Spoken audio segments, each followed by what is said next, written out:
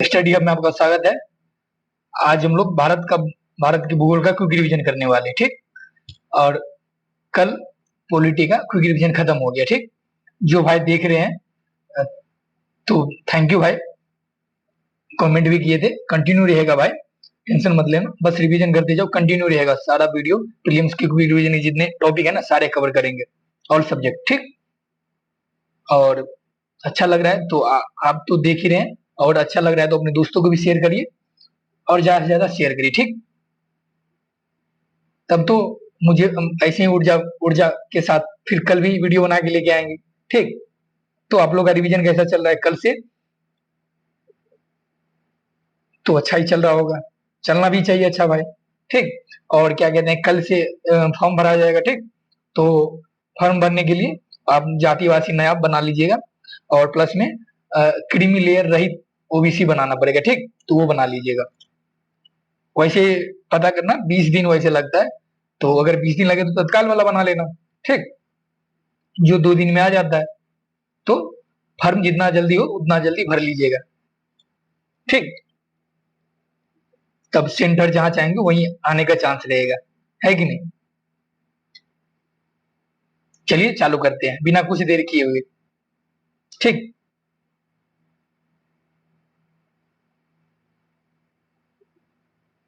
भारत का सामान्य परिचय देखें तो भारत क्षेत्रफल की दृष्टि से देखें तो 7वां सबसे बड़ा देश है, ठीक। पहला कौन है?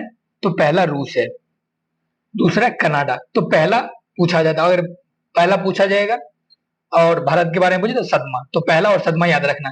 अगर क्रम मिलाने के लिए दे दे तब याद रखना पड़ेगा रूस, कनाडा, चीन, यूएसए, ब्राजील, ऑस्ट्रेलिया के बाद भारत का स्थान है, ठीक। और जनसंख्या की दृष्टि से देखें तो अब भारत पहले स्थान पे चला गया है, ठीक। और देखें भारत का स्थान विश्व में देखें स्थल के रूप में 2.4 है। और मतलब अभी पहले स्थान पे चला गया, बट ध्यान रखें क्योंकि अभी जनगणना हुई नहीं है, तो इसलिए जनसंख्या के अनुसार देखें तो दूसरा देश ही है अभी भी।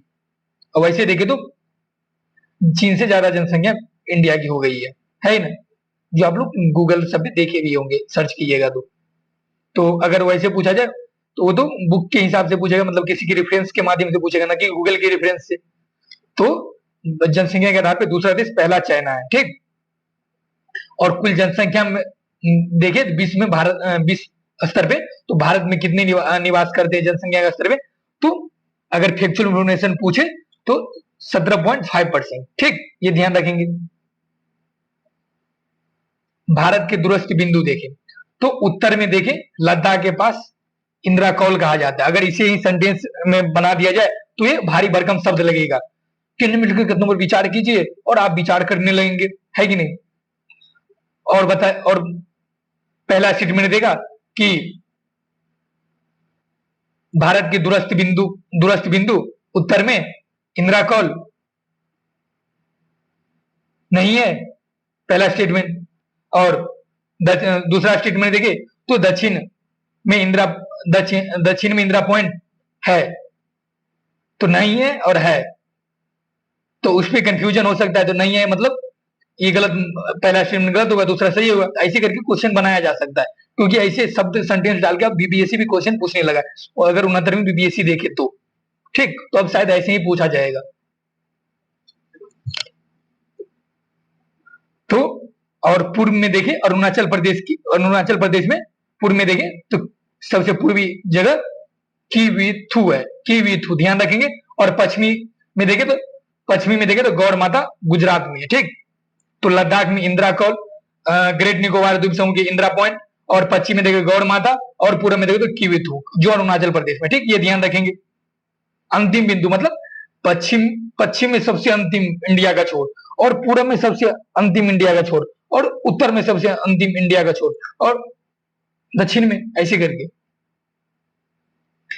और देखें तो भारत कौन से महाद्वीप में अवस्थित है? तो एशिया महाद्वीप में ये आप लोग के लिए आपको लगेगा कि मतलब ये कैसे शॉर्ट में है, तो इसी शब्द में डाल देंगे तो वही भारी भरकम लगेगा। तो सब बस एक पॉइंट यहाँ डाल दिए, और इसके आप बैकग्राउंड में अगर सोचे तो सब घट सकते हैं। बस एक फैक्चुअल इन्फॉर्मेशन पता होना चाहिए, तो आप सब उसके बैकग्राउंड में घट सकते हैं खुद से, है कि नहीं।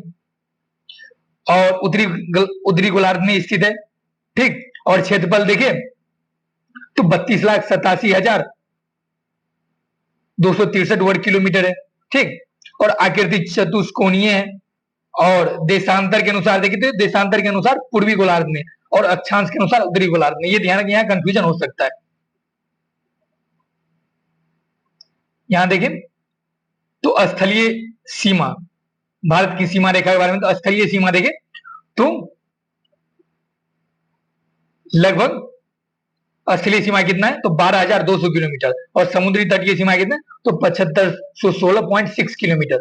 ये ध्यान रखेंगे, अगर फैक्चुअल इन्फॉर्मेशन एग्जामिनर बनना चाहे तो ऐसे करके बना सकता है। ये डायरेक्ट फैक्ट पूछेगा, तो ये फैक्ट अगर याद रहता है बालक को तो वहां क्वेश्चन सही कर लिया जाता है। अगर नहीं पता रहेगा तो वहां आप सोच नहीं सकते, क्योंकि मतलब बहुत करीबी करीबी डिजिट दिया रहेगा, तो वहां आप सोच भी नहीं पाएंगे, अनुमान भी नहीं लगा पाएंगे। तो इसीलिए याद ये रहेगा, तभी क्वेश्चन सही करके आ सकते हैं, है कि नहीं। अब देखें भारत का अक्षांशीय विस्तार देखें तो उत्तरी में देखें तो 37 डिग्री 6 है, ठीक। और ये देखें, और उत्तरी अक्षांश नीचे की तरफ देखें तो 8 डिग्री 4 है, ठीक। और देशांतरीय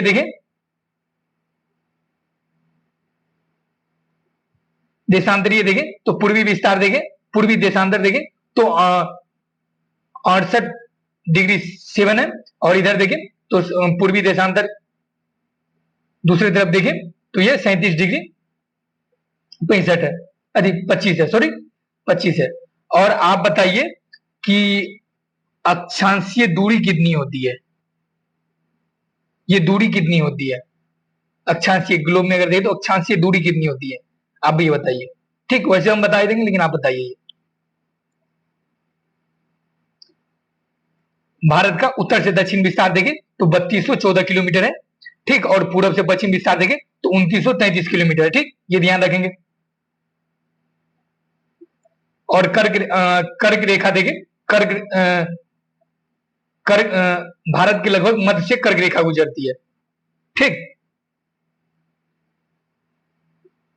वो 23.5 डिग्री पे झुकी है, ठीक। और कर्क रेखा किन राज्यों से होकर गुजरती है, ये पूछा जाता है। तो 8 राज्यों से होकर गुजरती है, ठीक। उसमें है गुजरात, राजस्थान, मध्य प्रदेश, छत्तीसगढ़, झारखंड, पश्चिम बंगाल, त्रिपुरा, मिजोरम। याद रखें, इसमें बिहार नहीं है, ठीक।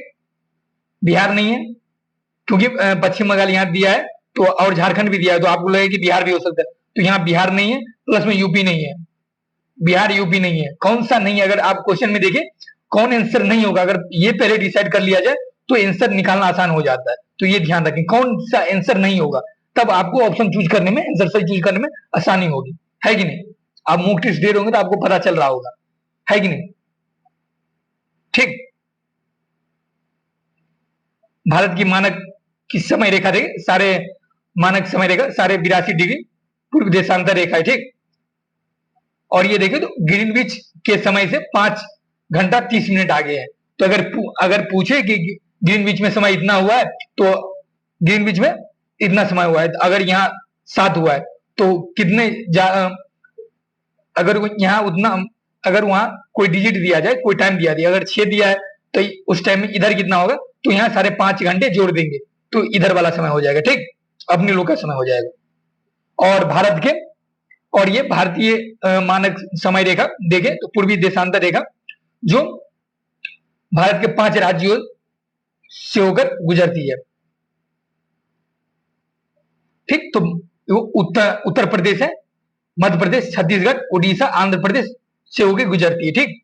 और उत्तर प्रदेश के कहां से गुजरती है, अगर और फैक्ट पूछे तो उत्तर प्रदेश के मिर्जापुर से गुजरती है, वही मिर्जापुर भैया, मुन्ना भैया वाला है ना, वही मिर्जापुर है, उत्तर प्रदेश के मिर्जापुर से होकर गुजरती है, ठीक।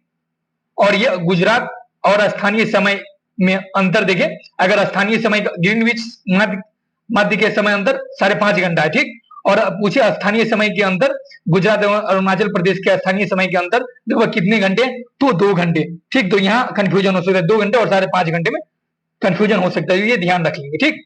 2 घंटे और गुजरात और अरुणाचल प्रदेश के स्थानीय समय के अंतर लगभग 2 घंटे है और ग्रीनविच मध्य समय का अंतर है 5.5 घंटे, ठीक। ये ध्यान रखेंगे। ये देखें, भारत के पड़ोसी देश तथा उनसे लगे भारतीय क्षेत्र, राज्य एवं केंद्र शासित प्रदेश। तो चाइना से देखें कौन कौन से देश लगे और कितनी सीमा, कितने लंबा किलोमीटर सीमा है चाइना से इंडिया से सटता है। तो अगर वो फैक्चुअल बनाना चाहिए एग्जामिनर तो बना सकता है कितना किलोमीटर सटा है। तो ये देखिए 3488 किलोमीटर, ठीक। और चाइना से कौन कौन से भारत का राज्य एवं केंद्र शासित प्रदेश जुड़ा है, मतलब सटा हुआ है, ठीक। तो लद्दाख ध्यान रखेंगे, हिमाचल प्रदेश, उत्तराखंड, सिक्किम, अरुणाचल प्रदेश, ठीक। तो कितना राज्य हो गया, तो 1 2 3 4 5, तो 5, ठीक। 5 राज्य और केंद्र शासित मिलकर 5 है, ठीक। पाकिस्तान देखे तो 3323 किलोमीटर तक की सीमा रेखा भारत से मिलती है इसकी, ठीक। और देखें कौन से राज्य और केंद्र शासित प्रदेश से लगता है, तो लद्दाख, जम्मू कश्मीर, पंजाब, राजस्थान और गुजरात से लगता है, ठीक। और बांग्लादेश का देखिए भौगोलिक सीमा इंडिया से कितना लगता है, तो 4096.07 किलोमीटर, ठीक। और कौन सा देश, कौन सा भारत का राज्य बांग्लादेश से सटता है, तो पश्चिम बंगाल, ठीक। बिहार नहीं है भाई, ध्यान रखेंगे। असम, मेघालय, त्रिपुरा, मिजोरम, क्योंकि बिहार बीपीएससी का एग्जाम देंगे तो बिहार जबरदस्ती एग्जामिनर हो जाएगा, क्योंकि बच्चा किसी तरह गलती करे और उसको पता नहीं कि बालक समझदार हो गया, कैसे गलती कर लेगा, उसे पहले ही पता है कि भाई बांग्लादेश से बिहार का सीमा नहीं सटता है, पश्चिम बंगाल तक ही सिमट जाता है वो, ठीक। और नेपाल का भौगोलिक सीमा देखें भारत से कितना लगता है, तो 1751 किलोमीटर, ठीक। और कौन कौन सा राज्य देखें नेपाल से सटता है, तो उत्तराखंड, उत्तर प्रदेश, बिहार सटता है भाई, ध्यान रखेंगे। नेपाल से उत्तर प्रदेश, बिहार नेपाल से सटता है, ठीक। पश्चिम बंगाल और सिक्किम, ठीक।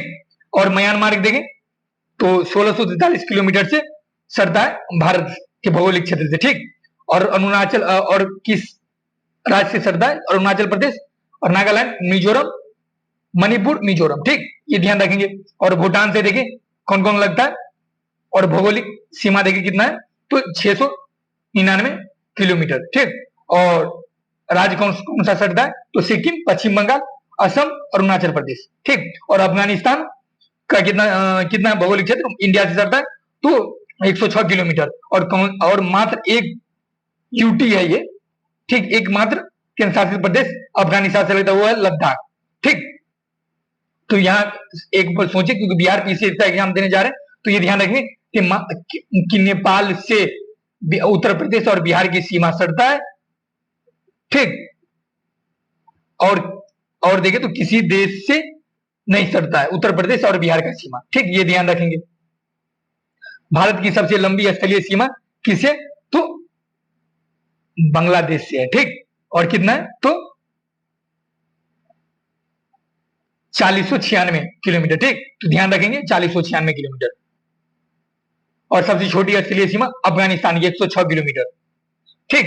एकमात्र यूटी इससे लगता है। भारत का स्थलीय सीमा से लगे पड़ोसी देशों की संख्या कितनी है, तो भारत के स्थलीय सीमा से लगे पड़ोसी देशों की संख्या कितनी है, तो 7। ये 7 कौन कौन से हैं, जो देखे हैं क्रम में। तो अगर क्रम मिलाने अगर दे दे कि इनमें से निम्नलिखित तो विचार कीजिए, हम तो ठहरे मानवशील प्राणी, अगर विचार करके भी गलत को आंसर आए तो बहुत कष्ट होता है भाई। तो निम्नलिखित विचार कीजिए, कौन सा पड़ोसी देश भारत के स्थलीय सीमा से लगता है, ठीक। और ऑप्शन देगा, और बिहार का 5वां ऑप्शन ई रहता है, इनमें से सभी या इनमें से कोई नहीं, ठीक। तो ये ध्यान रखेंगे। भारत की स्थलीय सीमा से लग, ये देख ली 7 देश है, ठीक। और सीमा रेखा मतलब भारत और पाकिस्तान के बीच सीमा रेखा को क्या कहा जाता है, तो रेड क्लिफ सीमा रेखा कहा जाता है। भारत चीन के बीच की सीमा रेखा को क्या कहा जाता है, मैकमोहन रेखा कहा जाता है, ठीक। और भारत और अफगानिस्तान के बीच की सीमा रेखा को क्या होता है, ध्रुव रेखा कहा जाता है, ठीक। दक्षिण में देखें तो दक्षिण में समुद्र पार भारत के 2 पड़ोसी देश श्रीलंका और मालदीव है। तो दक्षिण में समुद्र पार अगर पूछा जाए कौन पड़ोसी देश है तो श्रीलंका और मालदीव। ठीक। और भारत एवं श्रीलंका के बीच देखिए स्थित पाक जल संधि मन्नार की खाड़ी एवं बांग्लादेश के मध्य स्थित है। ठीक। तो भारत एवं श्रीलंका के बीच स्थित पाक जल संधि मन्नार की खाड़ी एवं बांग्लादेश के मध्य स्थित है। ठीक। ये ध्यान, पाक जल संधि पूछे, ये ध्यान रख लेंगे। भारत का भौतिक विभाजन देखें, भारत का भौतिक विभाजन देखें तो भारत का पर्वतीय क्षेत्र देखें, मैप निकाले क्या, लेके आए, निकालते हैं। उत्तर एवं उत्तर पूर्व का पर्वतीय क्षेत्र है, उत्तरी मैदान में बटा है, प्रायद्वीपीय पठार में बटा हुआ है और भारतीय मरुस्थल में बटा हुआ है, तटीय मैदान और द्वीप समूह। ठीक। तो भाई मैप लेके आते हैं भाई, रखें, तुरंत मैप निकालेंगे। वैसे मैप वहां दिया होगा, एक मिनट देख लेते हैं, मैप वहां देना होना तो चाहिए वहां। हाँ, दिया हुआ है।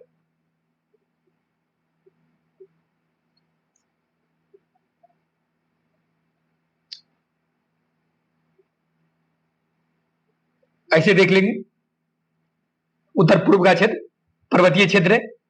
ठीक। ये वाला क्षेत्र मैदानी क्षेत्र है कि नहीं, गंगा का मैदान वाला क्षेत्र। और इधर वाला क्षेत्र देखिए तो ये प्रायद्वीपीय पठार वाला क्षेत्र है।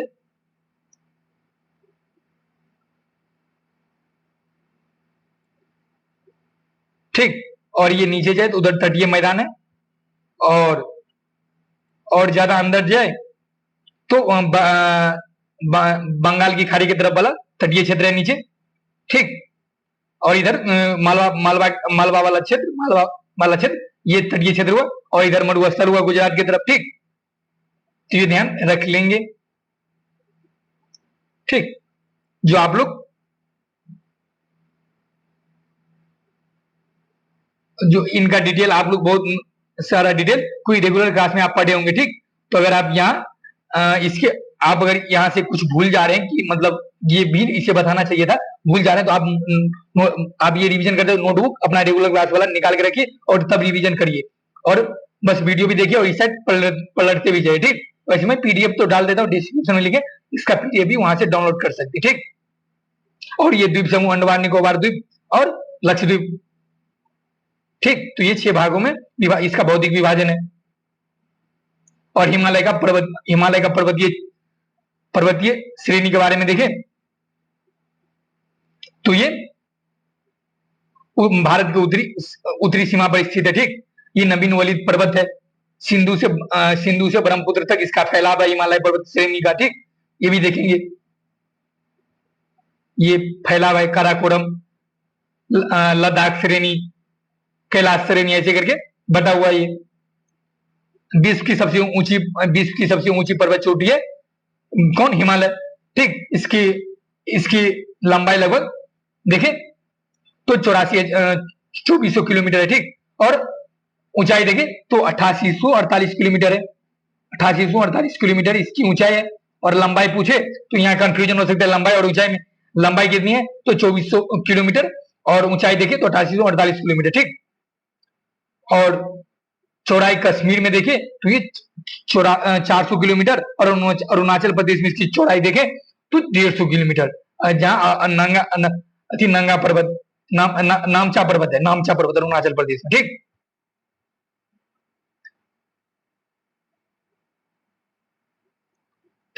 यहाँ देखिए हिमालय का उत्तर दक्षिण में विभाजन अगर देखें, हिमालय का उत्तर दक्षिण में विभाजन तो ट्रांस हिमालय में विभाजन किया गया, और महान हिमालय और निम्न या हिमालय के, और चौथा देखें तो वाय एवं शिवालिक हिमालय में इसका विभाजन किया गया है। ठीक। जो यहाँ मैप के माध्यम से आप देख सकते हैं। इसको थोड़ा ऊपर कर दें।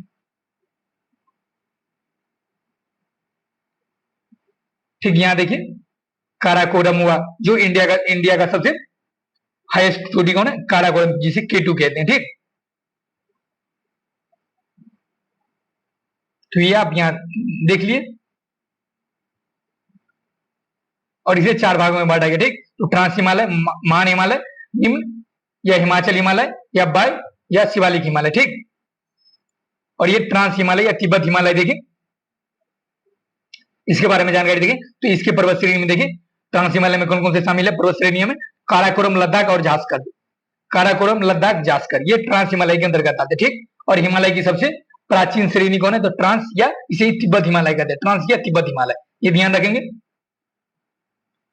और ये देखिए पश्चिम से पश्चिम हिमालय पश्चिम से पूरब की पश्चिम से पूरब की ओर देखे, लगभग इसकी चौड़ाई देखे तो 1000 किलोमीटर, ठीक। पश्चिम से पूरब की ओर, और वैसे चौड़ाई देखिए इसका विस्तार तो 40 किलोमीटर है, ठीक। और यहां देखिए सिंधु नदी का उद्गम देखिए कहां से होता है, तो कैलाश पर्वत के उत्तरी ढाल से। कहां से, तो कैलाश पर्वत के उत्तरी ढाल से, ये ध्यान रखेंगे। और विश्व की दूसरी तथा भारत की सबसे ऊंची चोटी केटू, जिसे गॉडविन ऑस्टिन भी कहा जाता है, ये भी ट्रांस हिमालय में स्थित है, ठीक। जिसे काराकोरम ही इसे ही कहा जाता है। और इसका कितना मीटर है ऊंचा है, देखिए तो ऊंचा देखें तो ये 8611 मीटर ऊंचा है, ठीक। किलोमीटर यहां होना चाहिए। और महान हिमालय, महान हिमालय, आंतरिक हिमालय, हिमाद्री भी जिसे कहा जाता है, तो ये सबसे अधिक श्रृंखला वाला, अगर श्रृंखला वाला हिमालय पूछा जाए तो वो महान हिमालय, ठीक। और प्रमुख चोटियां देखें इसकी, तो माउंट एवरेस्ट की इसकी प्रमुख चोटियां है, ट्रांस हिमालय की नहीं है, बल्कि किसकी है, तो ये महान हिमालय की है, जिसे आंतरिक हिमालय या हिमाद्री भी कहा जाता है। यहाँ कंफ्यूजन हो सकता है, ट्रांस हिमालय, तिब्बत हिमालय, यहाँ सबसे ऊंची पर्वत काराकोरम है, ठीक। और ये तिब्बत हिमालय के ऊपर ही कैलाश पर्वत श्रेणी स्थित है, ये भी ध्यान रखेंगे।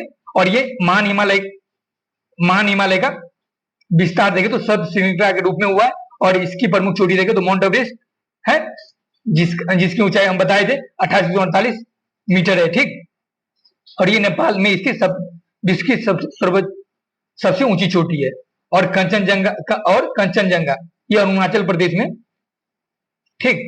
ये देखिए कंचनजंगा, तो कंचनजंगा 8598 मीटर इसकी ऊंचाई है, ठीक, जो महान हिमालय की श्रेणी में आता है।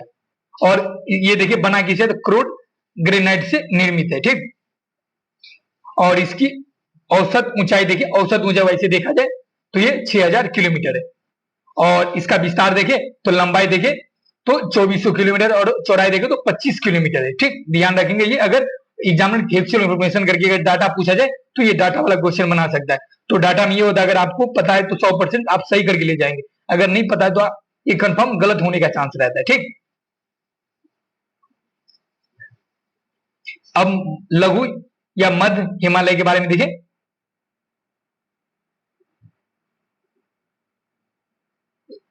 इसका निर्माण देखिए अत्यधिक संपीड़न मतलब संपीड़न दबाव के कारण हुआ है, परिवर्तित शैलों के कारण, ठीक। और इसकी ऊंचाई देखें, मध्य या लघु हिमालय की ऊंचाई देखें तो ये 3700 से 45 मीटर के बीच है। और औसत चौड़ाई देखें तो ये 50 किलोमीटर है, ठीक। और इसकी प्रमुख श्रेणी या पर्वत श्रृंखलाएं देखें तो पीर पंजाल है, जो सबसे लंबी श्रृंखला है इसकी, ठीक। और धौलाधर और महाभारत है।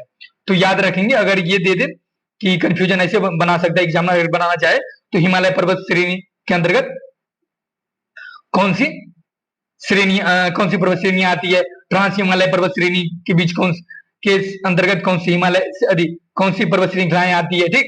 और लघु या मध्य हिमालय के अंतर्गत कौन सी पर्वत श्रृंखलाएं आती है, तो ये ऐसे करके आप ध्यान रख लेंगे, ठीक। और ये देखिए पहाड़ी नगरों के लिए प्रसिद्ध है लघु या मध्यम हिमालय।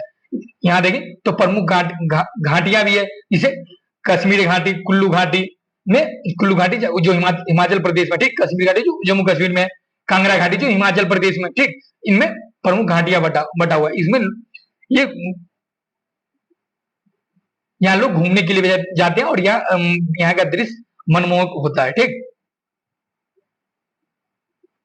ये देखिए बायोम सबसे निचला बायोम शिवालिक हिमालय, ठीक। ये देखिए तो निर्माण नदियों के द्वारा लाए गए अवसादों से हुआ है। शिवालिक हिमालय का निर्माण पूछे तो किससे हुआ है, तो नदियों के द्वारा लाए गए अवसादों से हुआ है, ठीक। ये ध्यान। और इसकी ऊंचाई देखें तो ये 900 से 1100 मीटर के बीच है, ठीक। और चौड़ाई देखें तो ये 10 से 50 किलोमीटर है, ठीक। और हिमालय की सबसे बाह्य श्रृंखला कौन सा है? तो बाह्य एवं शिवालिक हिमालय, ठीक, ये ध्यान रखेंगे। और ये देखिए दून, दून दून घाटी लघु हिमालय एवं शिवालिक हिमालय के बीच की स्थित लंबत घाटी को दून घाटी कहते हैं। लघु हिमालय एवं शिवालिक हिमालय के बीच स्थित लंबत घाटी को क्या कहते हैं? तो दून घाटी कहते हैं, ठीक। ये हुआ और ये हुआ, जैसे ये हुआ लघु हिमालय, ये हुआ शिवालिक हिमालय, और इस बीच के क्षेत्र को दून घाटी कहते हैं, ठीक। और प्रसिद्ध दून देखे तो देहरादून, इसको मिटाते हैं, रुक जाइए। देहरादून हुआ, कोटली दून हुआ, पाटली दून हुआ, ठीक।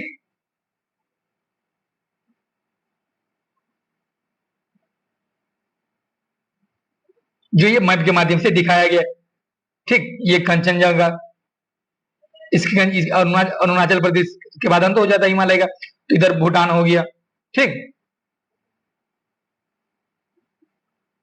ये देखिए हिमालय का प्रादेशिक पश्चिम से पूर्व की ओर विभाजन, पश्चिम से पूर्व की ओर विभाजन।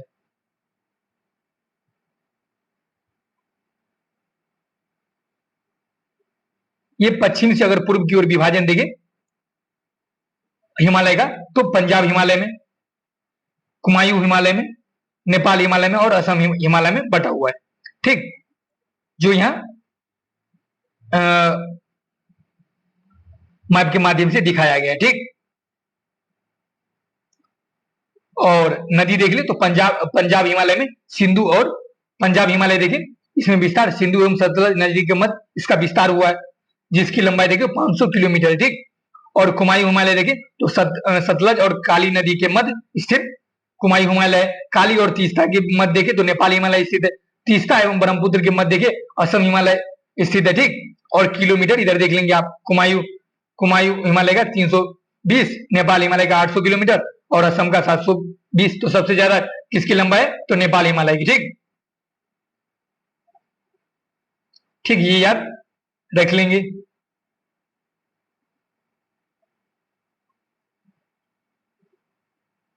ठीक, अब इधर देख लेते घाटी, घाटी देखें तो भारत की प्रमुख घाटियां देखें तो नुब्रा घाटी, नुब्रा घाटी जो लद्दाख में, ऐसे करके पूछा जाता है घाटी वाला, निम्नलिखित तथ्यों पर विचार कीजिए, इस एक साइड घाटी और अवस्थित दे देगा और मिलान करने के लिए दे देगा।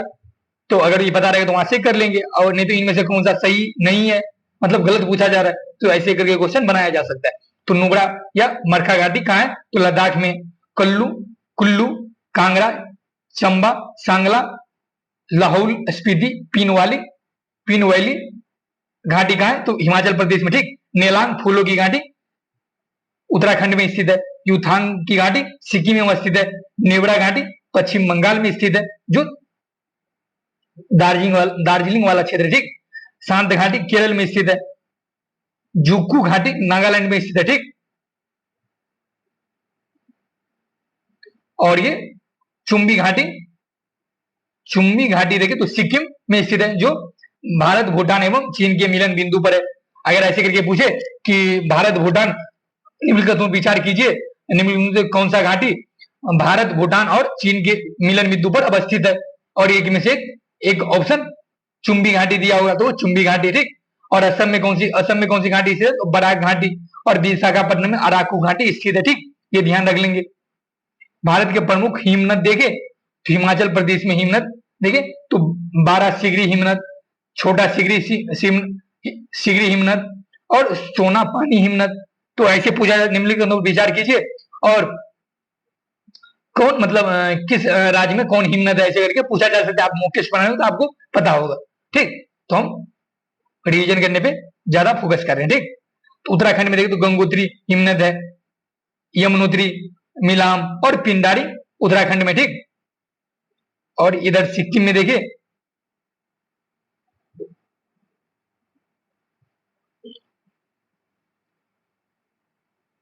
इधर लद्दाख में देखें तो सियाचिन, लद्दाख में देखें, सॉरी एक मिनट, लद्दाख में देखो तो ये सियाचिन, लद्दाख में देखें तो सियाचिन है, ठीक। जो भारत का सबसे बड़ा हिमनद पूछे तो सियाचिन वाला क्षेत्र है, ठीक। कौन वाला क्षेत्र है? तो सियाचिन वाला क्षेत्र है, ये ध्यान रखेंगे, ठीक। और भारत के प्रमुख दर्रे के बारे में देखें तो मतलब कौन सा दर्रा कहाँ स्थित है, ये पूछा जाता है। ठीक,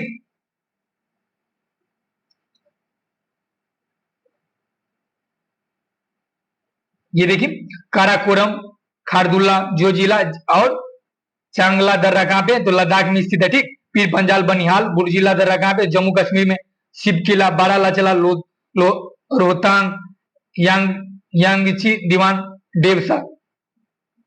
ठीक, ये कौन सा किस राज्य में स्थित है ये दर्रा, तो हिमाचल प्रदेश में स्थित है। ठीक, और उत्तराखंड में कौन सी दर्रा अवस्थित है, तो माना, नीति दर्रा, लिपुलेख दर्रा, मुलिंग दर्रा, मुलिंग ला दर्रा।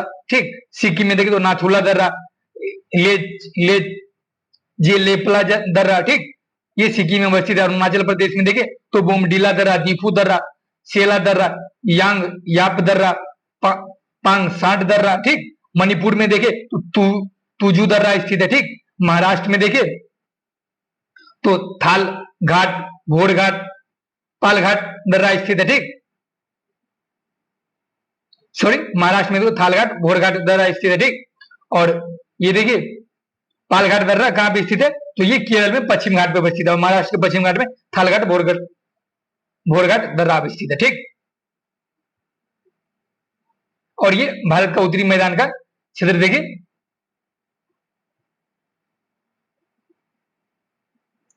नदियों द्वारा लाए गए, भारत के उत्तरी मैदान का निर्माण भारत नदियों के द्वारा लाए गए जलोढ़ निक्षेप से निर्मित हुआ है। ठीक, ये ध्यान रखिए, तो पता ही होगा सबको। और जलोढ़ निक्षेप की अधिकतम गहराई कितनी है यहाँ पे, तो 1000 से 2000 मीटर। ठीक, 1000 से 2000 मीटर के बीच। ठीक, और इसका विस्तार देखें तो लगभग 7 लाख वर्ग किलोमीटर क्षेत्र पे है इसका। ठीक, और इसकी लंबाई देखें तो लगभग 3200 किलोमीटर, इसकी चौड़ाई देखें तो 150 से 300 किलोमीटर। ठीक, और इसका उत्तर से दक्षिण विस्तार देखें तो भाबर, तराई और जलोढ़ मैदान में इसका विस्तार है। भाबर, तराई और जलोढ़ मैदान में इसका विस्तार है, उत्तर से दक्षिण। तो ऐसे करके क्रम लगाने के लिए देते तो ध्यान रखें, भाबर, तराई, उसके बाद जलोढ़। अत्यधिक उपजाऊ क्षेत्र होता है क्योंकि पाक बढ़ जाती है। ठीक, तो इसलिए ये उपजाऊ क्षेत्र होता है, और ये कृषि के लिए उपजाऊ क्षेत्र होता है, इसलिए यहाँ पे जनसंख्या सघन होती है। ठीक, यहाँ देखिए भाबर क्षेत्र की विशेषता के बारे में देखिए, उसके बारे में अगर जाने क्या है, तो ये शिवालिक हिमालय के दक्षिणी ढाल पे भाबर क्षेत्र का विकास हुआ है। ठीक, ये ध्यान रखेंगे, और ये कृषि योग्य नहीं होते, ये ध्यान रखेंगे। और ये 8 से 10 किलोमीटर चौड़ी पट्टी होती है, ये नदियों के द्वारा लाए गए गुट्टी का निक्षेपों से निर्मित होती है। ठीक, पत्थर ककड़ी सब रहते हैं उसमें। कभी कभी ये नदियां इस क्षेत्र में विलुप्त भी हो जाती है। ठीक,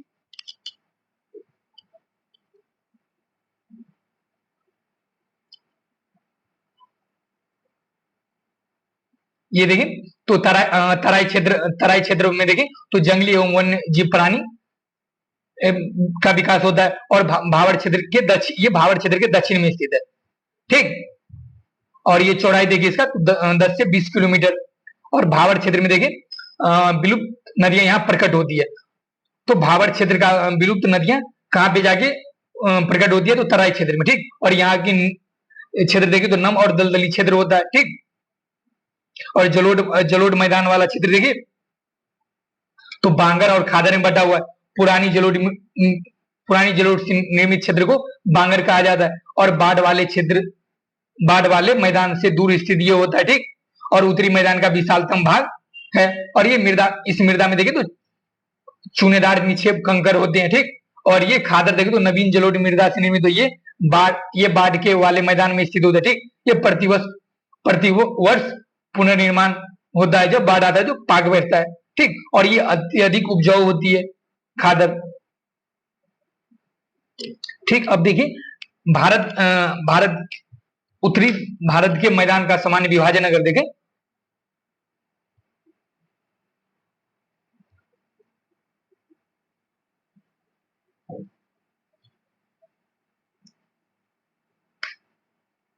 पंजाब का मैदान, गंगा का मैदान और ब्रह्मपुत्र के मैदान में उत्तरी मैदान का विभाजन किया गया। ठीक, तो इसका देखें पंजाब के मैदान का देखें निर्माण तो सिंधु एवं इसकी सहायक नदियों के द्वारा हुआ। ठीक, और इसका इसका विस्तार पंजाब में है, ठीक। और गंगा के मैदान में क्षेत्र देखें तो गंगा एवं इसकी सहायक नदियों द्वारा यह निर्मित है। और घग्गर एवं तीस्ता नदी के मध्य स्थित है, घग्गर एवं तीस्ता नदी के मध्य स्थित है। और इसके अंतर्गत आने वाले क्षेत्र देखें तो ये हरियाणा है, इसका विस्तार हरियाणा, दिल्ली, उत्तर प्रदेश, बिहार, झारखंड, पश्चिम बंगाल, ठीक। और ब्रह्मपुत्र का मैदान देखें तो ये ब्रह्मपुत्र एवं उसकी सहायक नदियों द्वारा लाए गए निक्षेप से, ठीक। और विशेषकर ये देखें तो असम में, ठीक।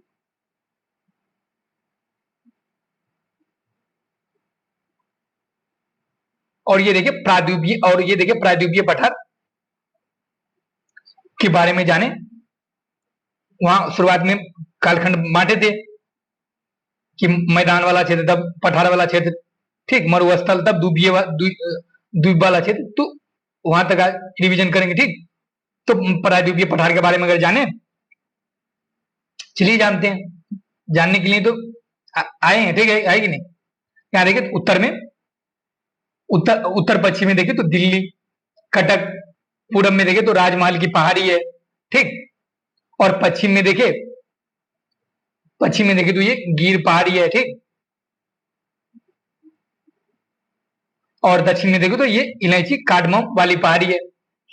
तो उत्तर पश्चिम में दिल्ली, कटक का क्षेत्र हुआ। और पूरब में देखे तो राजमहल की पहाड़ी। मैप निकाल के दिखाएं, मैप निकाल लेते हैं।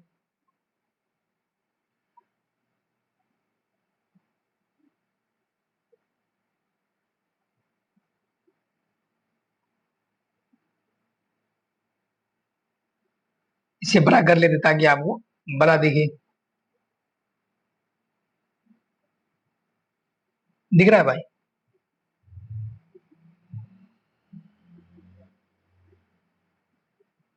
ये ऐसे करके हुआ उत्तर पश्चिम, दिल्ली, कटक वाला क्षेत्र। ये पूरब, इधर ये, एक मिनट, ये बीचों बीच होना चाहिए ना, तब तो सही से बैठेगा। देखो अगर इसे सेंटर माने, इधर मध्य प्रदेश वाला क्षेत्र अगर सेंटर माना जाए तो उत्तर पश्चिम में हुआ। दिल्ली और कटक का क्षेत्र इधर पूरब में हुआ, इधर पूरब में हुआ आपका कौन सा क्षेत्र, राजमहल की पहाड़ी। ये दक्षिण में काडमम वाला क्षेत्र, ठीक। और इधर कौन सा क्षेत्र, वही मरुस्थलीय क्षेत्र है कि नहीं।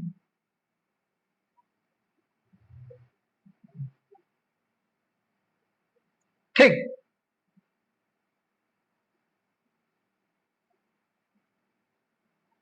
और पश्चिम में गिर पहाड़ी वाला क्षेत्र, मरुस्थल, ये गिर गुजरात वाला क्षेत्र, ठीक। उधर राजस्थान, उधर पश्चिम की तरफ तो है ना मरुस्थल वाला क्षेत्र, तो वो भी है।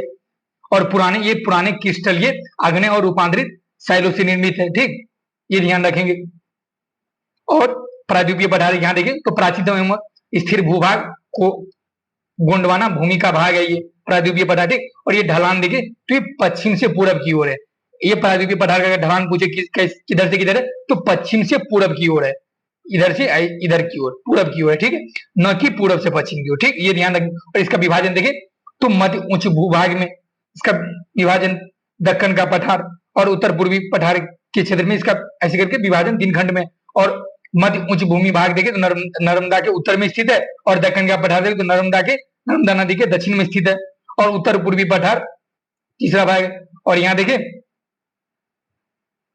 पश्चिम और उत्तर पश्चिम भाग में काली मिट्टी का विस्तार है। काली मिट्टी का विस्तार वही ना होगा जहां अंदर से ज्वालामुखी उद्गार निकलकर लावा के रूप में छितरा जाएगा, मतलब सपाट तरह से, या गुंबद रूपी संरचना या सपाट रूपी संरचना बना ले, तो वहीं से तो वो काली मिट्टी का निर्माण होगा, ठीक। अनेक पठारों एवं पहाड़ियों से निर्मित ये त्रिकोणीय आकृति, इसकी ऊंचाई देखे तो ये 600 से 900 मीटर के अंतर्गत होता है, ठीक। और यहाँ देखें मालवा का पठार वाला क्षेत्र देखें,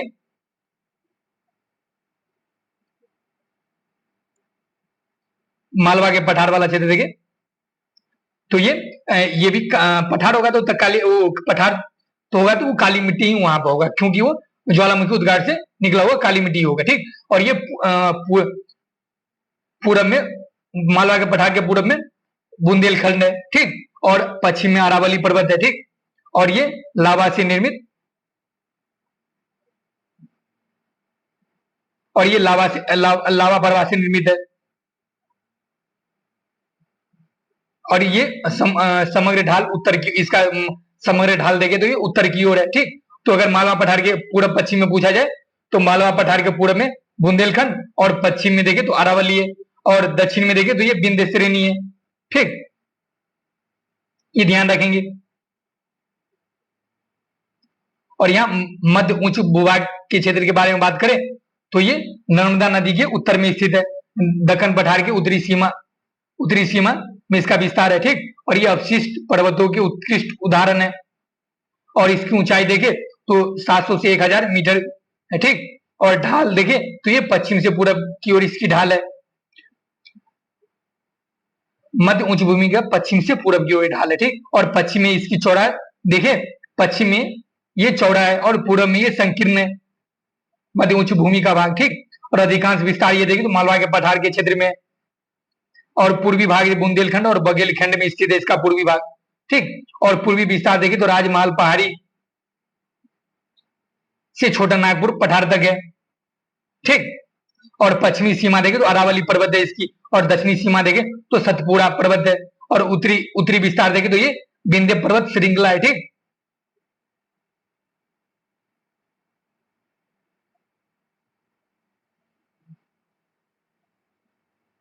अब छोटा नागपुर पठार के बारे में देखे तो ये उत्तर पूर्व में, इसके छोटा नागपुर पठार के उत्तर पूर्व में देखे तो ये राजमहल की पहाड़ी है। ठीक, और ये किससे निर्मित है? गोंडवाना चट्टान से निर्मित है। और इसका विस्तार देखे तो झारखंड, छत्तीसगढ़ एवं पश्चिम बंगाल में इसका विस्तार है। ये देखिए तो दामोदर नदी के उत्तर में हजारीबाग पठार तथा दामोदर नदी इसके उत्तर में बहती है। ठीक, छोटा नागपुर के क्षेत्र का, और हजारीबाग पठार तथा दामोदर नदी के उत्तर में हजारीबाग पठार है। ठीक, और दक्षिण में देखे तो रांची का पठार है। ठीक, ये ध्यान रखेंगे। और अन्य नाम देखे छोटा नागपुर पठार का तो इसे पाट भूमि भी कहा जाता है और रूढ़ भूमि भी कहा जाता है। ठीक, ये ध्यान रखेंगे। और ये किसके लिए समृद्ध क्षेत्र है? तो खनिज, लोहा और कोयला के लिए। और यहाँ की नदियां देखे, दामोदर, स्वर्ण रेखा नदी, उत्तरी कोयल नदी, दक्षिणी कोयल नदी, बरार बराकर नदियों का प्रवाह क्षेत्र है। ठीक, और उत्तर पश्चिम में, इसके उत्तर पश्चिम में सोन नदी है। ठीक, जो बिहार का क्षेत्र है, सोन नदी। ठीक, ये देखिए अब बुंदेलखंड के बारे में जानते हैं।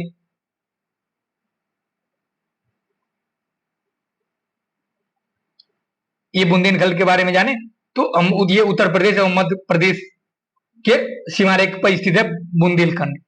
बुंदेलखंड का पठार कहाँ स्थित है?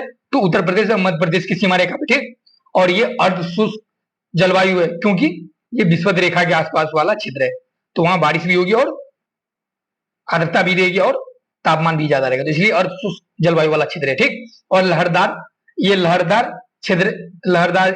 क्षेत्र कृषि योग्य नहीं है। ठीक, ये सघन अपर्दत क्षेत्र है। ठीक, और ये ग्रेनाइट एवं मिस से निर्मित पठार है। ठीक,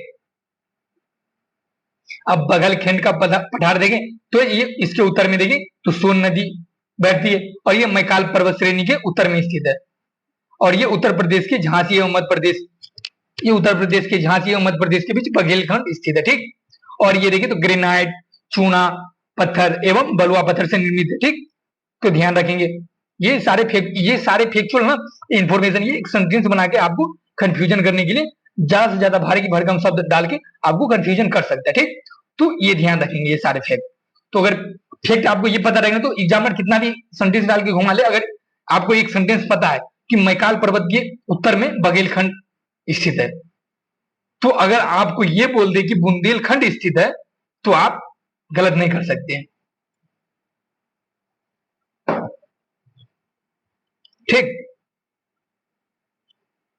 ये देखिए दक्कन का पठार उत्तर में देखिए तो सतपुड़ा, दक्कन के पठार के उत्तर में देखिए तो सतपुड़ा, मैकाल एवं महादेव पर्वत श्रेणी है। ठीक, और महादेव पहाड़िया है।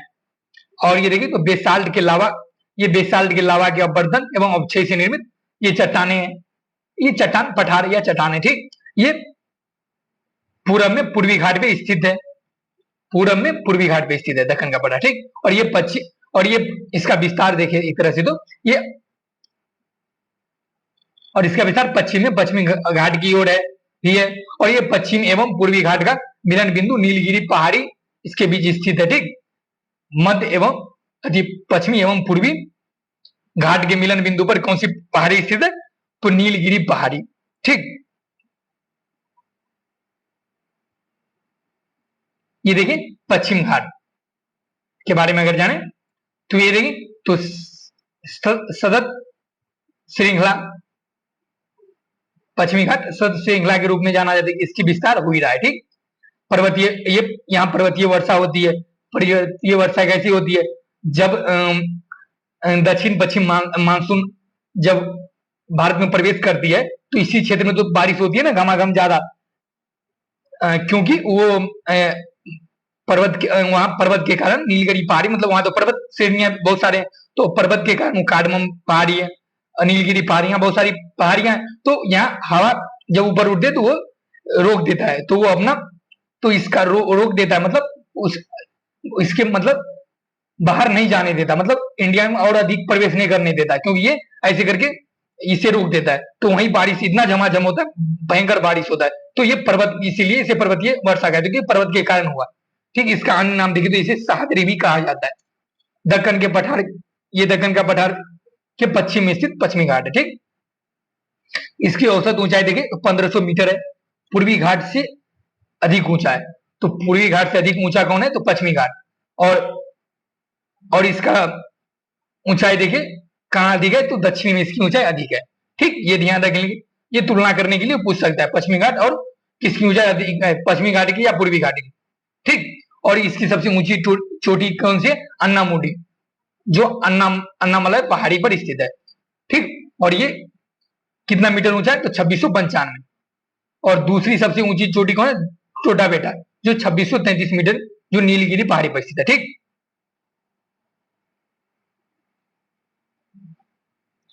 और अधिकांश प्रायद्वीपीय नदियों का उद्गम स्थल देखें तो पश्चिमी घाट पे हुआ है, ठीक। और प्रमुख दर्रे देखें, थाल घाट, भोर घाट दर्रे महाराष्ट्र के, और पाल घाट दर्रे देखें तो केरल के, ठीक। आप ये बताइए, आप तो ये देख लीजिए कि दक्षिण में पश्चिमी घाट, ये पश्चिमी घाट ऊंचा होता है पूर्वी घाट की तुलना में, ठीक। लेकिन चौड़ाई किसकी ज्यादा है, पश्चिमी घाट की या पूर्वी घाट की, आप कमेंट सेक्शन में बताइए, ठीक। चौड़ाई किसकी है, ये आपके लिए क्वेश्चन।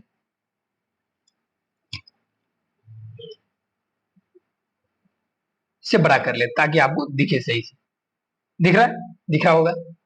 अब पूर्वी घाट के बारे में बात करें।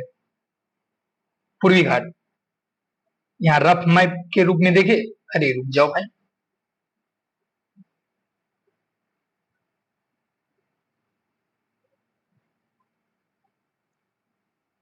अगर रफ मैप देखे, अरे ये रफ मैप है भाई, ये अगर रफ मैप देखें इंडिया तो ये आपका पूर्वी घाट, ये आपका पश्चिमी घाट, ठीक। तो अगर पूर्वी घाट के बारे में अगर देखें तो इसका सतत, ये इसका सतत विकास नहीं हुआ है, ये नदियों द्वारा खंडित है पूर्वी घाट, ठीक। और इसका ऊंचाई देखें तो ये 600 मीटर इसकी ऊंचाई, ठीक। और यहां देखें इसका विस्तार देखें तो ये महानदी घाटी से नीलगिरी तक इसका विस्तार है, ठीक। पूरब की महानदी घाटी से लेकर इधर पश्चिमी की ओर जाए तो नीलगिरी तक स्थित, और इसका सबसे ऊंचा, पूर्वी घाट का सबसे ऊंचा शिखर देखें तो महेंद्रगिरी है, ठीक। और यहां देखें, तो दक्षिण पश्चिम में सेवरा एवं जावेडी की पहाड़ियां स्थित है पूर्वी घाट के दक्षिण, ठीक। तो ये याद रख लेंगे आप।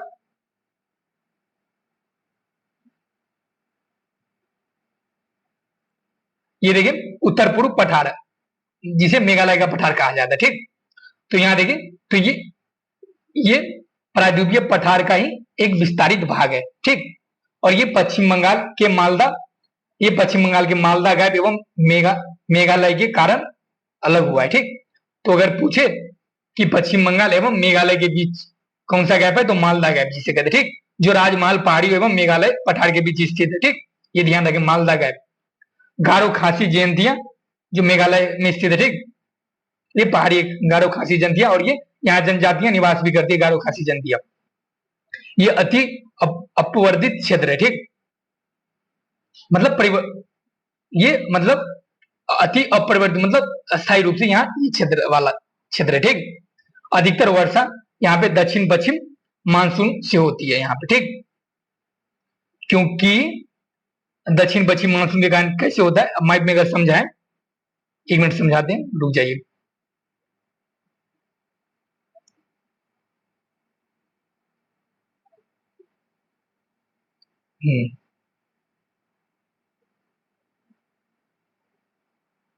देखो भाई, यहाँ से दक्षिण पश्चिम मानसून निकला। ठीक, तो यहाँ जो बारिश हुआ तो हुआ, और ये तो जरूरत नहीं ना कि यहाँ इधर नहीं जाएगा, इधर भी जाएगा, तो इधर अरब सागर है। ठीक, तो अरब सागर से जितना ले सका, तो ये पर्वत के रुकावट के कारण ये जो वर्षा हुआ तो हुआ, और इधर से ये इधर गया। तो यहाँ देखो, अरब घाटी से आर्द्रता तो ग्रहण किया ही ये वायु, और इधर देखिए तो बंगाल की खाड़ी होते हुए आर्द्रता ग्रहण करते हुए ये पहुंचा मेघालय की ओर। ठीक, वहां सबसे ज्यादा बारिश करता है मासिंगाम।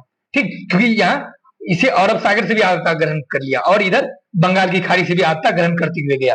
ठीक, तो ऐसे करके ये दक्षिण पश्चिम मानसून के कारण यहाँ पे वर्षा होती है, सबसे ज्यादा वर्षा होती है वर्ल्ड में मासिंगाम में, मेघालय के वासी में, चेरापूंजी वाला क्षेत्र। ठीक, जो आप लोग क्विक रिवीजन के क्लास में, अधिक रेगुलर क्लास में आप लोग बहुत सारी डिटेल में पढ़े होंगे। ठीक,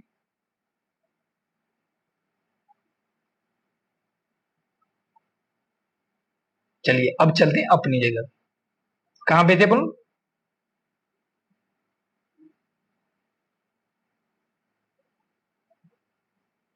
देख ली इसके बारे में, और इसका इसका इस पठार का अन्य नाम देखें तो ये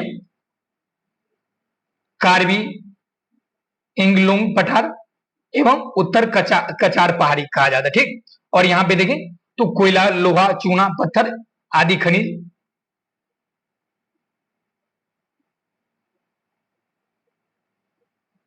कई प्रचुर मात्रा में इसका भंडार है। ठीक, अब देखते हैं भारतीय मरुस्थल वाला क्षेत्र देखते हैं।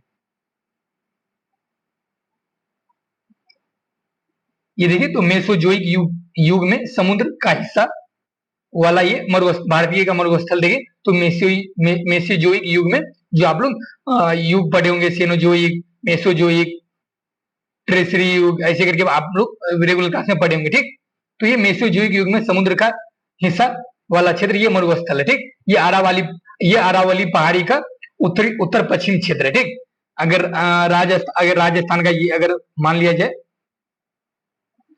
ये राजस्थान वाला ये मान लीजिए ये क्षेत्र है। ठीक, तो ये क्षेत्र है, तो यहाँ पे ये अरावली पर्वत श्रेणियां है।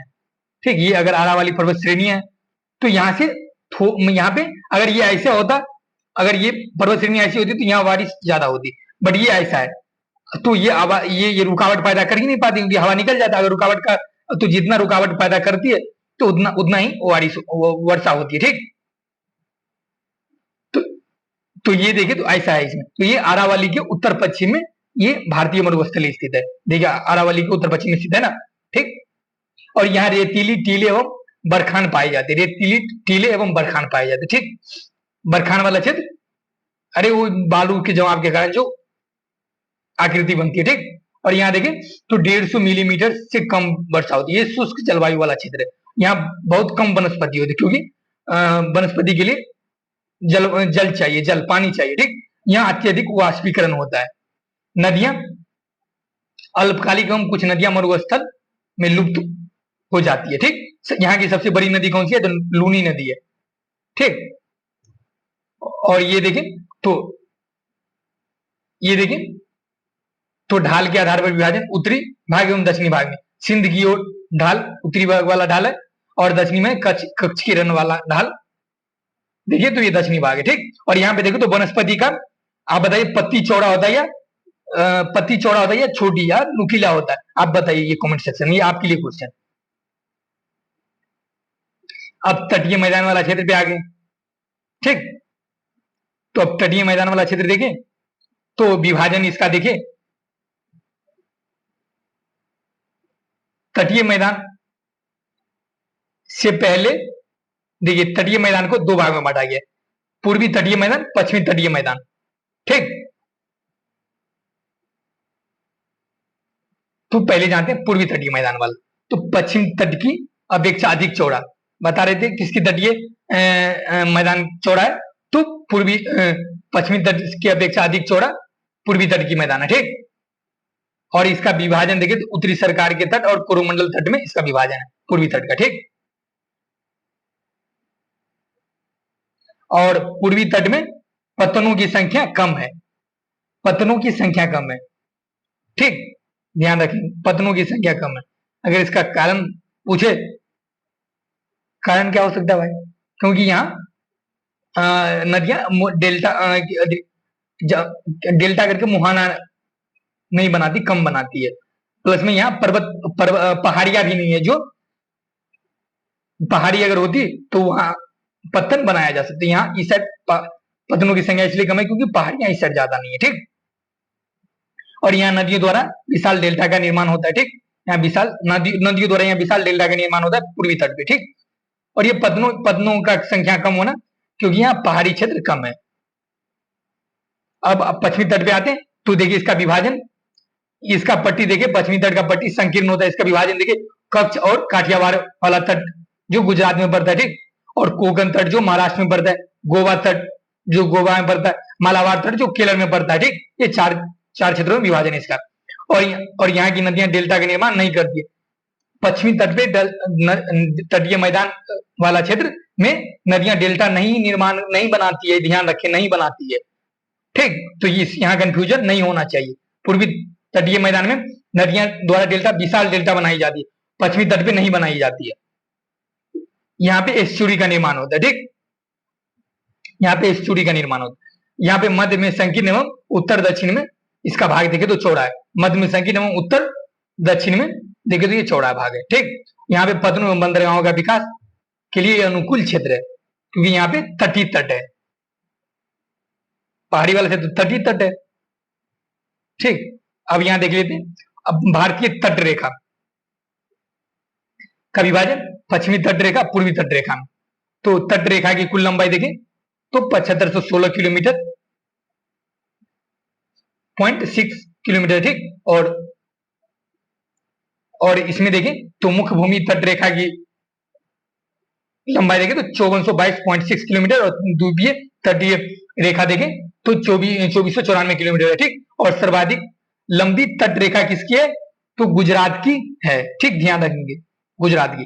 तट से लगे केंद्र शासित प्रदेश देखे तो दादर नागर हवेली तथा दमन और दीप, लक्षद्वीप, पुदुचेरी, अंडमान निकोबार द्वीप समूह। इन सारे फैक्चुअल इंफॉर्मेशन अगर सेंटेंस में घुमाया जाए तो बालक का दिमाग घूम सकता है। ठीक, तो इसीलिए ये फैक्चुअल इंफॉर्मेशन याद रखें और एग्जामिनर कितना भी घुमाना चाहे दिमाग वहां नहीं घूमेगा अगर ये सब पता रहेगा तो। ठीक, सबसे छोटी तट रेखा किसकी है, तो पुदुचेरी की। ठीक,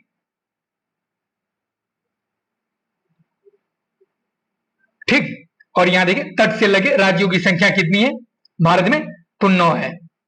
कौन कौन से, तो गुजरात, महाराष्ट्र, गोवा, कर्नाटक, केरल, तमिलनाडु, आंध्र प्रदेश, ओडिशा और पश्चिम बंगाल। ठीक, तो भाई ये किनारा वाला ही क्षेत्र में होगा जो तट से रेखा से लगे होंगे, तो किनारा वाला क्षेत्र याद रखिए इंडिया के मैप देखकर। ठीक, अब द्वीप समूह अंतिम देखिए, द्वीप समूह की बारी। भारत में 2 प्रमुख द्वीप है ना, कौन कौन से, तो बंगाल की खाड़ी में स्थित द्वीप समूह को अंडमान निकोबार द्वीप समूह कहा जाता है और अरब सागर में स्थित द्वीप समूह को लक्षद्वीप कहा जाता है। ठीक, तो अभी लक्षद्वीप न्यूज में था क्योंकि वहां मोदी जी घूमने गए थे और सेल्फी वेल्फी लिए थे, तो पर्यटन की दृष्टि से इसे प्रमोट किया जा रहा है। तो ये यहां से क्वेश्चन बनता है अगर बनाना चाहे तो। यूपीएससी में क्वेश्चन नहीं बनाया गया था तो पीसीएस में बनाया जा सकता है। ठीक, लक्षद्वीप समूह के बारे में देखिए तो ये केरल तट से 280 से 400 किलोमीटर दूरी स्थित अरब सागर में ये स्थित है। ठीक, पूर्व का नाम देखिए तो ये लंका द्वीप, मिनिको या अमीनी द्वीप के नाम से ये जाना जाता है। इसका विभाजन देखें तो अमीनी द्वीप ये सबसे उत्तर में है, अमीनी द्वीप सबसे उत्तर में, ठीक। लंका द्वीप मध्य में और सबसे दक्षिण में मिनिकॉय द्वीप है, ठीक। तो ये तीन द्वीप में विभाजन है। अमीनी द्वीप सबसे उत्तर में, सबसे दक्षिण में मिनिकॉय द्वीप और बीच में लंका द्वीप, लकाद्वीप या लंका द्वीप। वर्तमान में इसका नाम लक्षद्वीप है, जिसका गठन 1973 में किया गया था। परवाल निक्षेप से ये निर्मित द्वीप है। क्षेत्रफल इसका देखें तो 32 वर्ग किलोमीटर है और यहाँ द्वीपों की संख्या देखें तो 36 है और राजधानी करवती है, ठीक। और यहाँ सबसे बड़ा द्वीप का नाम क्या है तो एंडरॉट है, ये ध्यान रखेंगे। और ये तो भाई सबसे इंपोर्टेंट चैनल वाला, ये क्वेश्चन बनाया जाए तो एग्जामिनर बच्चा का बालक का दिमाग घुमा सकता है अगर एग्जामिनर क्वेश्चन आए तो। यहाँ देखो 8 डिग्री चैनल मिनिकॉय और मालदीव के मध्य कितने डिग्री का चैनल है तो 8 डिग्री चैनल।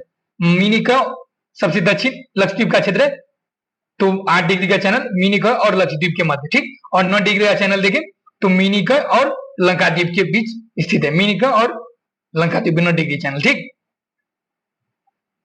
अब देख लेते हैं अंडमान निकोबार द्वीप समूह के बारे में, ठीक।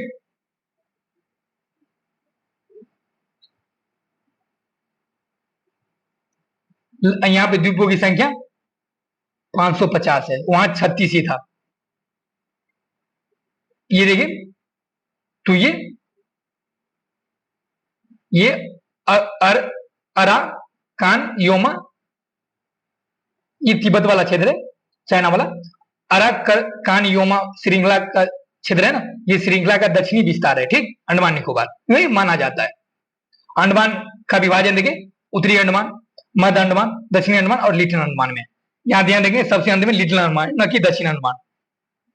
दक्षिण अंडमान एवं लिटिल अंडमान के बीच क्या कौन सा पास है तो दक्कन पास है, ठीक। और लिट अंडमान और कार निकोबार के बीच का चैनल कौन सा है 10 डिग्री चैनल। लिट अंडमान और निकोबार के बीच कौन सा चैनल तो 10 डिग्री का चैनल, ठीक। ये याद रख लेंगे। यहां देखें तो निकोबार द्वीप समूह का विभाजन देखें तो कार निकोबार या ग्रेट निकोबार में, ठीक। और ज्वालामुखी द्वीप वायरन द्वीप जो वर्तमान में सक्रिय है। और यहाँ नारकोंडम द्वीप है, भारत का एकमात्र सक्रिय ज्वालामुखी द्वीप पूछे तो वायरन द्वीप ज्वालामुखी है, ठीक, वाला क्षेत्र है। नारकोंडम शांत, ठीक। और यहाँ देखिए बालुआ पत्थर चूना पत्थर है सैल से निर्मित ये अंडमान निकोबार क्षेत्र है। और निकोबार द्वीप समूह की सर्वोच्च चोटी कौन सा है तो थुलियर है। निकोबार द्वीप समूह की सबसे ऊंची चोटी थुलियर। इसकी राजधानी पोर्ट ब्लेयर से अब ये चेंज किया है विजयपुरम। राजधानी वर्तमान में कौन है क्या है अंडमान निकोबार का तो विजयपुरम, ध्यान रखेंगे विजयपुरम न कि पोर्ट ब्लेयर जो दक्षिण अंडमान में है, ठीक। यहां देखे यहाँ की सर्वोच्च चोटी देखे तो सैडल पीक, अंडमान निकोबार की सबसे ऊंची चोटी सैडल पीक जो उत्तरी अंडमान में स्थित है, ठीक। तो यहाँ कंफ्यूजन कहां से हो सकता है, कहां होगा बताओ भाई। यहाँ के द्वीप एंड्रॉड द्वीप और वहां का द्वीप देखे तो वायरन द्वीप और नारकोंडम द्वीप, ठीक। तो आज का क्विक रिवीजन यहीं पे समाप्त होता है। तो बताइए कैसा लगा आप लोगों को, आप कमेंट सेक्शन में जरूर बताइए कि कैसा लग रहा है, ठीक। और एक थम्स अप का इमोजी जरूर भेजिए कि हाँ भाई सही है, मस्त जा रहा है, रिवीजन भी सही से हो रहा है। और ठीक तो रिवीजन जितना हमसे हो पा रहा है ना उस मतलब उतना लेके आ रहे हैं रिवीजन करवाने की, ठीक। और आप अगर भूल जा रहे हैं ना तो आप कॉपी लेके रेगुलर क्लास में जो आप पढ़े होंगे उसको निकालिए और रिवीजन करिए। अभी क्या टाइम, अभी क्या है मॉक टेस्ट दीजिए और रिवीजन करिए, मॉक टेस्ट दीजिए और रिवीजन करिए, मॉक टेस्ट दीजिए और रिवीजन करिए, बस, ठीक। तो अच्छे से रिवीजन करिए और 17 नंबर का एग्जाम कंफर्म होगा, ठीक है। चलिए धन्यवाद।